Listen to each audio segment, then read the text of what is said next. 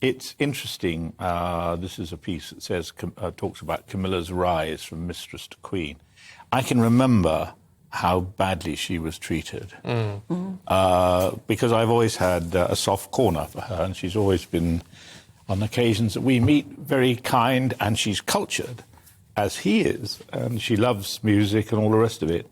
But, you know, because she's a very decent person and she had no expectations of being loved, and there was no sense of flouncing around like a Hollywood actress, we're not going to mention any names, of course, she has won the affection of the British people. Very slowly. Well done her, you know? Yeah. I have to say, I've only met her once, a couple of years ago at a diabetes event, and I found her remarkable. Yeah. She actually took the time to stop and have a conversation with me, and I found her very well informed, but very, very humble, really. She knows of my involvement in the world of music, and we talk about various things. I remember one time at the Albert Hall, she just wandered over in the interval. We had all 15 minutes chatting. But she's very relaxed, very informal, and I think this was going to be the making or the breaking of her, because it was either going to be totally destructive experience or it was going to be a new dimension. And I think it's not only good for her, the way that she is received as a kind and decent woman, but also I think he has needed a lot of picking up and polishing. And I think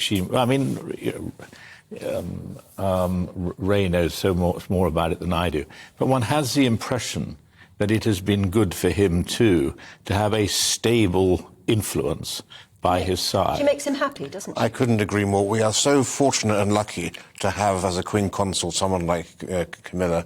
Not only has she been the strength and stay to the Prince of Wales, but I think she's somebody who we've had no drama. There's been no controversy around her. She gets on with the job. She knows what her role is. Her role is to support, not to overshadow in any way.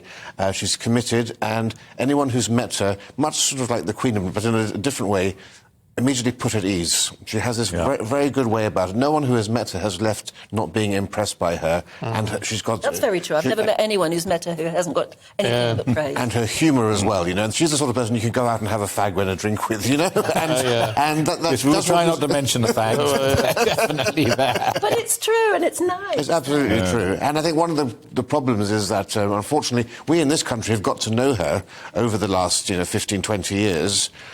That hasn't happened in Australia and Canada and so forth. No. So whenever there's a royal tour to Canada or to Australia, for example, or whenever she sets foot in America, with Diana is always raised. Yes, we've gone long past that in this country. It's been a quarter of a century, but the shadow of Diana still looms large in North America. For those people who aren't happy, and I've seen one tweet that someone sent me this morning saying that she wasn't happy about Camilla being Queen. However, we've got to bear in mind, haven't we, that this is exactly what Her Majesty wanted. She wanted Camilla to be known as Queen. Yes, and indeed, in recent months, the Queen, of course, issued a statement saying that it was my wish and desire to see that. And, of course, I think the public understand that. And we've seen that the improvement in Camilla's poll ratings go dramatically up in recent years.